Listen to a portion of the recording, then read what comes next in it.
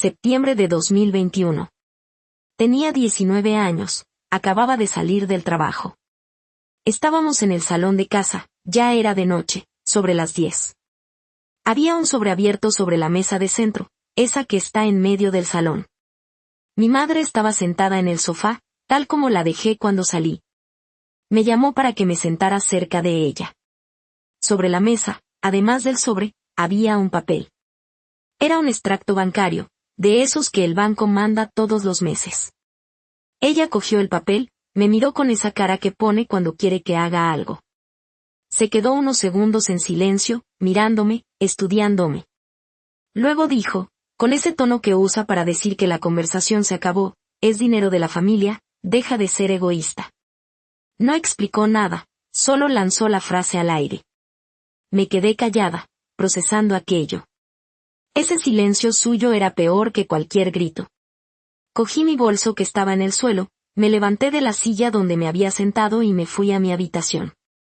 Cerré la puerta, pero no con rabia. Solo la cerré. Eso me recordó otras veces. Cuando tenía unos 16 años, cogió el dinero de mi primer sueldo. Eran unos 300 euros, que junté con mucho sacrificio. Quería comprarme un móvil nuevo entonces, de esos más sencillos. Vino con esa historia de que era para emergencias, que nunca se sabe el día de mañana. Al final, usó ese dinero para pagar una factura de la luz atrasada. No me lo dijo en el momento. Lo descubrí meses después, sin querer, hablando con mi padre. Él lo sabía, pero no hizo nada, solo se encogió de hombros. Después, con 17 años, trabajé un verano entero. Junté 1.200 euros, que era bastante para mí en esa época. Quería comprarme un portátil para usar en el instituto, para hacer los trabajos. Apareció de nuevo, dijo que necesitaba una entrada para comprar un coche. Cogió todo el dinero. Prometió devolvérmelo en 2 meses, dijo que era un préstamo. Nunca devolvió un céntimo. El coche apareció en el garaje semanas después. Dijo que era esencial para la familia, que un día lo entendería. Siempre acababa así. Yo me quedaba sin entender, sin el dinero, sin lo que quería. Y ella con la excusa de que era para la familia. Lo dejaba pasar, lo tragaba. Fingía que estaba todo bien, que no era importante. Seguía adelante, como si nada hubiera pasado. Pero pasaba.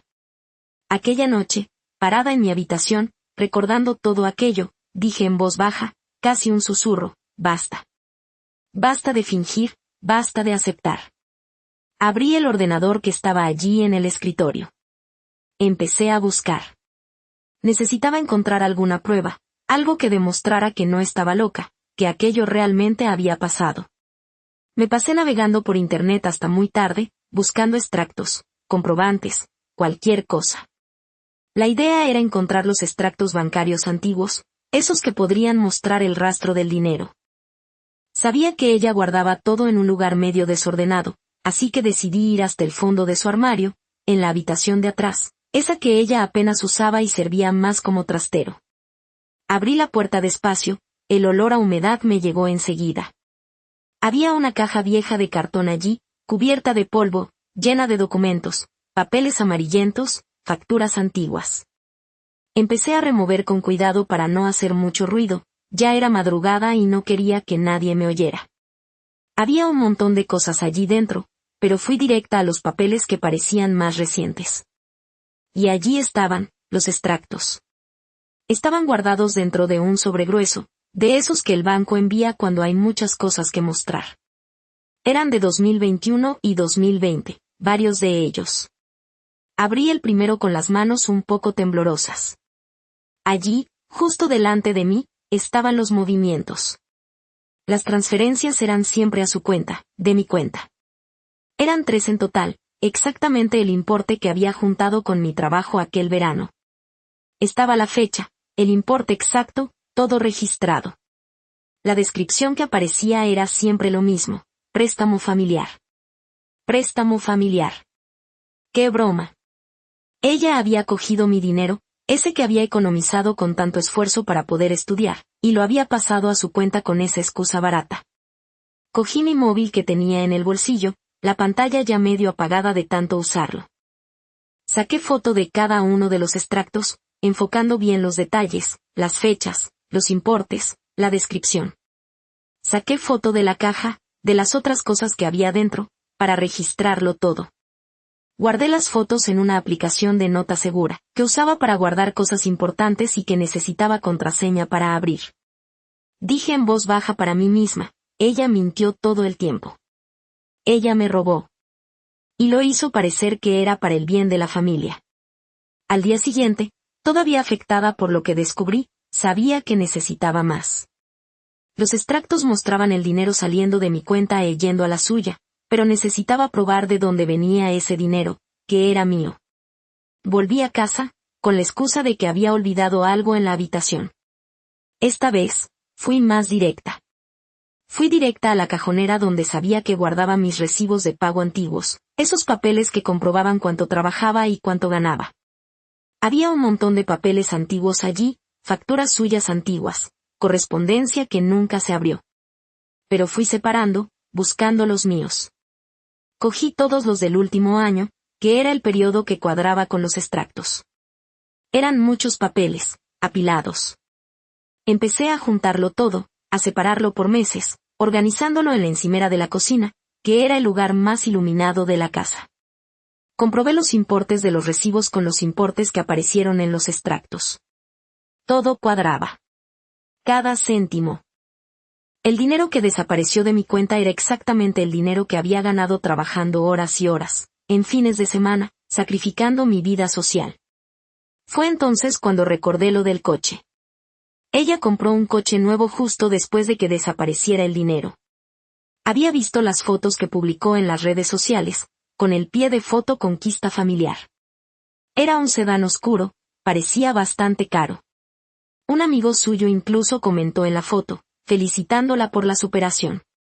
Y yo allí, sin dinero para comprarme un portátil, sin poder pagar la carrera bien, mientras ella ostentaba un coche nuevo con mi dinero. La rabia empezó a subir, pero respiré hondo. Necesitaba más pruebas. 3 días después, sabía que tenía que conseguir los extractos de la universidad, esos que mostraban que no pude pagar las matrículas. Fui a la web de la universidad, entré en mi área de alumno, que todavía estaba activa. Descargué todos los documentos que encontré. Eran los justificantes de matrícula de los semestres, pero lo que más me llamó la atención fueron las cartas de denegación. Cartas que el departamento financiero mandó diciendo que mi matrícula estaba suspendida por falta de pago. Mostraban claramente que no pude pagar porque el dinero que había economizado me lo habían quitado. Lo guardé todo, cada carta, cada justificante. La decisión de enfrentarme a ella empezó a formarse en mi cabeza. Decidí que lo haría al día siguiente. Estaba saliendo de casa para comprar pan en la panadería de la esquina, y la duda me golpeó fuerte. Me quedé parada en la puerta, pensando, ¿debo hacerlo de verdad? ¿Merece la pena el destrozo que esto puede causar? Pero entonces pensé en mi futuro, en lo que me hizo, en cuanto robó mi futuro. Ella robó mi futuro. Tenía que haber una conversación. Necesitaba mostrar las pruebas, ponerlo todo sobre la mesa. Cogí la carpeta donde había empezado a organizar todo, salí de casa con la decisión tomada. Faltaba un día para su fiesta de cumpleaños. Esa fiesta que ella siempre daba, reuniendo a toda la familia. Era la oportunidad perfecta. Pasé el resto del día organizando las pruebas en la carpeta. Lo puse todo en orden cronológico, de los recibos más antiguos a los extractos más recientes, las cartas de la universidad. Verifiqué los importes de nuevo, lo comprobé todo una vez más. Quería asegurarme de que no había ninguna falla, ningún punto que ella pudiera usar para desacreditarme. Todo listo. Era hora de encararla. Su fiesta de cumpleaños sería el sábado, al día siguiente. Pasé el viernes organizándolo todo. Cogí la carpeta y empecé a ordenar los papeles en orden cronológico, los recibos del primer trabajo, los justificantes del trabajo de verano, los extractos bancarios que mostraban las transferencias sospechosas, las cartas de denegación de la universidad. Comprobé los importes de nuevo, comparando todo. Quería asegurarme de que no había resquicios. Cada papel era una prueba de cuánto mi esfuerzo había sido desviado. El sábado, el día de la fiesta, la ansiedad estaba alta. Sabía que el momento sería extraño, pero era la mejor oportunidad. La fiesta empezaría al atardecer, y planeé llegar un poco después, cuando la casa ya estuviera llena. La carpeta con los documentos estaba lista, escondida debajo de mi blusa. Llegué allí sobre las 7 de la noche. Sonaba la música, el salón estaba lleno de parientes. Saludé a algunos, pero mi foco era ella. Estaba riendo, rodeada de gente, como si nada hubiera pasado. Me acerqué despacio. Madre, la llamé. Mi voz salió más firme de lo que esperaba. Se giró, sorprendida. Feliz cumpleaños, completé, sin dejar duda de que no era una felicitación común. El ruido de la fiesta pareció disminuir. Las personas más cercanas empezaron a prestar atención. Fue entonces cuando cogí la carpeta y la puse sobre la mesa de centro, justo delante de ella. La misma mesa donde, semanas antes, ella había tirado aquel extracto. Esto es para ti, le dije, mostrándole la carpeta. Ella miró, confundida. Intentó preguntar qué era, pero la corté.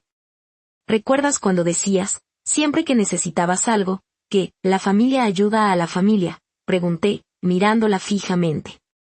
Se quedó callada, la sonrisa se le borró. El silencio se apoderó de aquel rincón de la sala. Entonces, empecé a abrir la carpeta. Cogí el primer extracto. Aquí están los extractos bancarios, dije, mostrándole el papel. Muestran 3 transferencias. 4.200 euros saliendo de mi cuenta. Ella no dijo nada, solo miraba los papeles, el rostro pálido. Continué, cogiendo los recibos de pago. Y aquí están mis recibos de pago. El dinero que gané trabajando duro. Cogí la carta de la universidad. Y aquí, dije, levantando la carta de denegación. Porque no pude pagar la matrícula. Porque mi dinero ya no estaba allí. Seguía muda, la mirada fija en los papeles. La miré directamente a los ojos. Aquí está mi factura por esa ayuda familiar, punto. El silencio que siguió fue pesado. Ella solo se sentó en el sofá, derrotada. Mi tía, la hermana de mi padre, que estaba allí cerca, se levantó. Cogió la carpeta, empezó a leer los papeles con atención. Miró a mi madre, luego a mí. Nada se dijo en ese momento. La verdad estaba expuesta. Salí de la fiesta poco después, sin mirar atrás. Fui directo a mi habitación. Dejé la carpeta allí e intenté dormir. Estaba agotada, no solo físicamente, sino emocionalmente. La adrenalina del enfrentamiento había pasado, dejando un vacío. Pero era un vacío diferente, uno que venía con el peso de haber dicho la verdad, de haber puesto fin a años de mentiras. No era una sensación de victoria, sino de alivio. Como si un nudo que llevaba mucho tiempo cargando se hubiera deshecho por fin. Dejé la carpeta en la cama y me acosté. El sueño vino rápido, quizás por la adrenalina, quizás por el alivio. La fiesta continuó fuera, pero para mí, todo había acabado en aquella habitación. Aquel enfrentamiento era el fin de un ciclo, el principio de algo nuevo, incierto, pero necesario. Sabía que las consecuencias vendrían, pero estaba lista. La verdad había salido a la luz, y eso era lo que importaba. El resto, lo enfrentaría a medida que fuera ocurriendo. Llegó la mañana siguiente. La casa todavía estaba tranquila, la mayoría de los invitados ya se habían ido. Encontré a mi tía en la cocina, sentada a la mesa, la carpeta con los documentos a su lado. Me miró, una mirada seria, pero comprensiva. No hicieron falta muchas palabras. Lo he leído todo, dijo, la voz baja. Es inaceptable lo que ha hecho. Me contó que habló con mi padre después de la fiesta. Él, por primera vez, parecía impactado. Sabía que sospechaba algo, pero nunca actuó. Ahora, con las pruebas concretas, no podía seguir ignorándolo. Mi tía dijo que me ayudaría, que iríamos a buscar un abogado. Dijo que, con aquellos documentos, teníamos un caso sólido. La idea de ir a juicio daba miedo, pero ahora, con el apoyo de ella y de mi padre, parecía posible. Me quedé pensando en cómo se desarrollaría todo aquello. La perspectiva de un proceso legal daba miedo, pero era la única forma de tener algo de justicia. Pensé en mis ahorros, en mi futuro que ella casi destruyó. Aquel dinero no era solo dinero, era mi esfuerzo, mi tiempo, mis oportunidades perdidas. Era mi libertad. La conversación con mi tía fue larga. Me explicó los pasos que debíamos seguir. Necesitaríamos copias compulsadas de los documentos, quizás testigos. Hablé de los recibos, los extractos, las cartas de la universidad. Ella anotó todo, planeando los próximos movimientos. Sentía una mezcla de alivio y aprensión. El camino sería difícil, pero por primera vez en mucho tiempo, sentía que tenía esperanza. Ese día se dedicó a organizar los próximos pasos. Mi tía me acompañó a una notaría para compulsar los documentos. El proceso era burocrático, pero cada papel compulsado era un ladrillo más en la construcción de mi defensa. Hablamos con un abogado que mi tía conocía, un especialista en derecho de familia. Él analizó las pruebas, escuchó mi historia. Dijo que el caso era claro, que teníamos una base sólida. Explicó los procedimientos legales, los plazos, las posibles consecuencias. Habló sobre la posibilidad de un acuerdo, pero también sobre la batalla que sería en los tribunales. Me sentí más confiada, más preparada. Saber que no estaba sola en esta lucha era un gran alivio.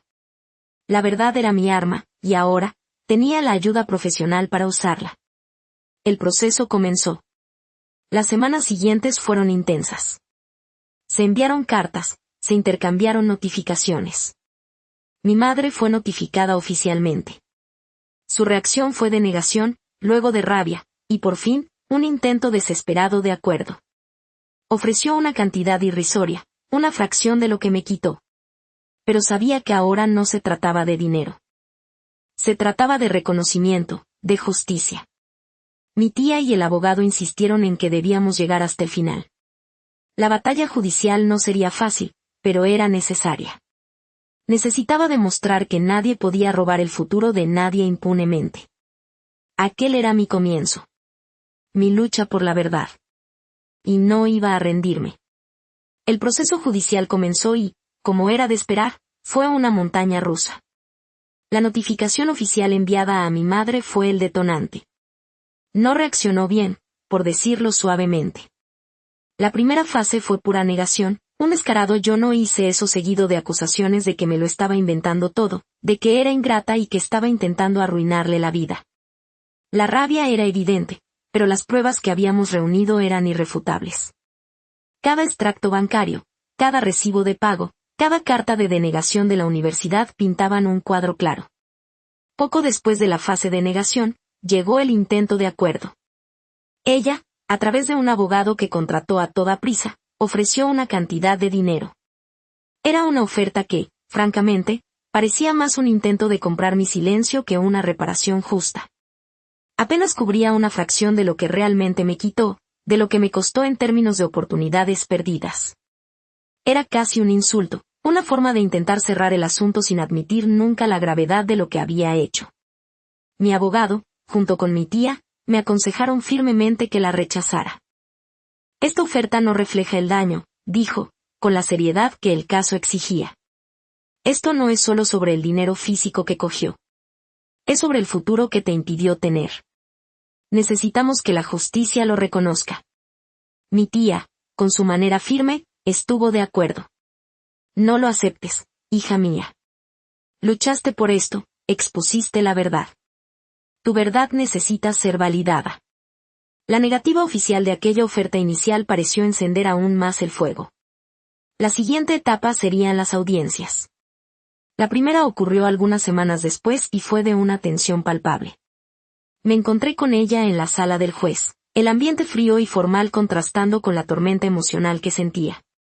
Se sentó al otro lado de la mesa, la mirada fija en la mía, una mezcla peligrosa de desafío y desesperación. El juez pidió que presentara mi caso. Respiré hondo, sintiendo el apoyo silencioso de mi abogado a mi lado, y empecé a hablar. Con él guiando las preguntas, mostré los documentos compulsados, expliqué detalladamente cada extracto, cada recibo, cada carta de la universidad.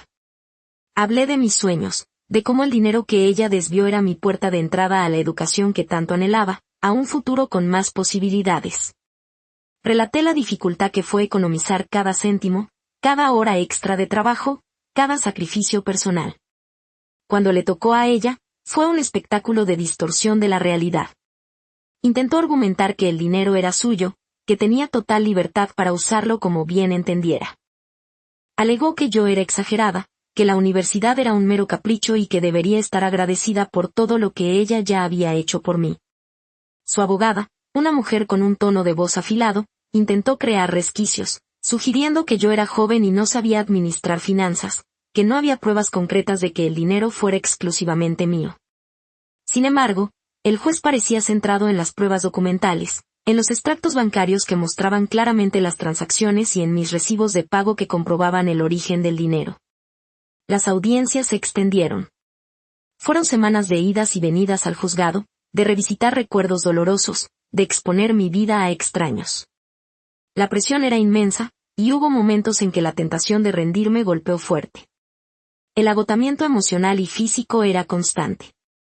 Pero entonces miraba a mi padre, que asistía a todas las audiencias, dándome un apoyo inquebrantable, y a mi tía, que me recordaba el motivo de todo aquello, y la determinación volvía renovada. Ver a mi padre allí, firme a mi lado, presenciando la verdad, fue crucial. Él, que antes parecía ajeno, ahora veía todo con claridad y me apoyaba incondicionalmente.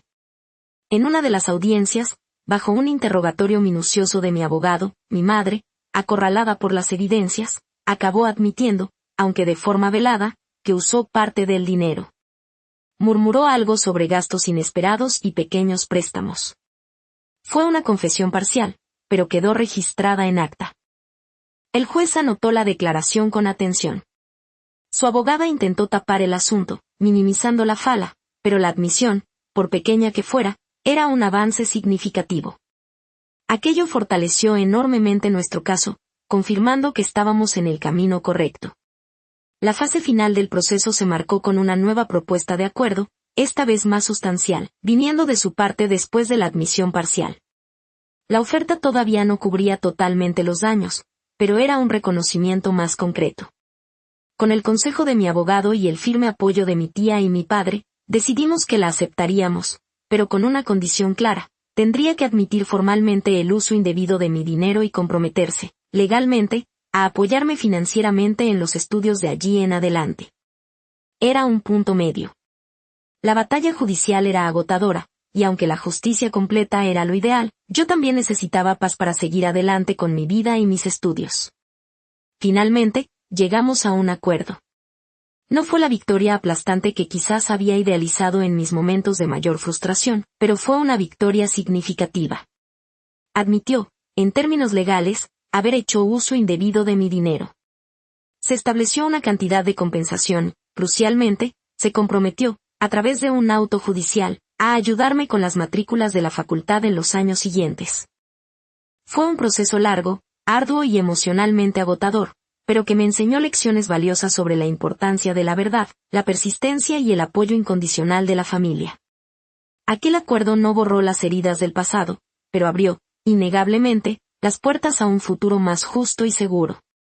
La justicia, a su manera, había prevalecido. Y yo, finalmente, podía concentrarme de nuevo en mis estudios, en mis objetivos, sin el peso constante de la incertidumbre sobre mi futuro financiero. Aquel episodio, por doloroso que hubiera sido, me moldeó. Ya no era solo la víctima, era alguien que luchó por su verdad y la conquistó, aprendiendo la fuerza que reside en no rendirse. Tras el acuerdo judicial, la dinámica familiar cambió drásticamente. La relación con mi madre se volvió distante, formal. Ya no había calor, ni la familiaridad de antes. Las conversaciones eran cortas, objetivas, generalmente sobre cuestiones prácticas relacionadas con la facultad, como el envío de las matrículas. Cumplía lo pactado, pero había una barrera invisible entre nosotras, una frialdad que sustituyó a la antigua cercanía. Ya no había abrazos, ni aquella mirada de complicidad que un día existió. Era un distanciamiento necesario, una consecuencia directa de lo sucedido. No la evitaba, pero tampoco buscaba ya la aproximación. La confianza se había roto de forma profunda, y reconstruirla parecía imposible en ese momento. El acuerdo judicial fue el fin de la batalla legal, pero el comienzo de una nueva fase en nuestra relación, una fase de coexistencia cautelosa. Mi tía y mi padre continuaron siendo mi puerto seguro, el apoyo que me permitió seguir adelante. Me ayudaron a procesar la experiencia, a curar las heridas y a enfocarme en el futuro. Con el acuerdo judicial garantizando el apoyo financiero para la facultad, pude dedicarme a los estudios con más tranquilidad. Aquel episodio, por traumático que hubiera sido, me dio una fuerza inesperada. Había luchado por mi verdad y había salido victoriosa. Eso me dio una confianza que no poseía antes. Volví a matricularme, con el dinero que se me debía siendo usado para pagar las matrículas. Cada pago era una pequeña victoria, un recordatorio de que había recuperado el control de mi futuro. Los años siguientes se dedicaron a mi formación. Me gradué en tu área de formación, o un área genérica como administración o ingeniería, con honores. La experiencia me enseñó sobre responsabilidad, sobre la importancia de la transparencia financiera y sobre la necesidad de proteger mis propios intereses. Aprendí que hay que luchar por lo que es tuyo, especialmente cuando se trata de oportunidades y de tu futuro. Hoy, la relación con mi madre es cordial, pero distante. Me apoya a su manera, pero la profunda conexión que un día tuvimos no ha regresado. Quizás nunca regrese del todo, y he aprendido a vivir con ello. Lo importante es que seguí adelante, construí mi carrera y mi vida. Aquel cofre roto, que un día representó la traición y la pérdida, acabó convirtiéndose en un símbolo de resiliencia y superación. La experiencia me enseñó que incluso en las situaciones más difíciles, es posible encontrar fuerza para luchar, para levantarse y para construir un futuro digno. La justicia, aunque tardía e imperfecta, me dio la oportunidad de empezar de nuevo. Y la agarré con todas mis fuerzas.